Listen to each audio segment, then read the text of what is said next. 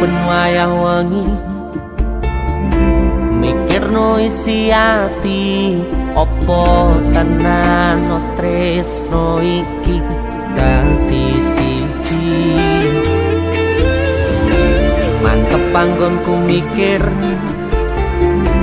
ra ono sithik kuwatir crita iki bakal apik keukir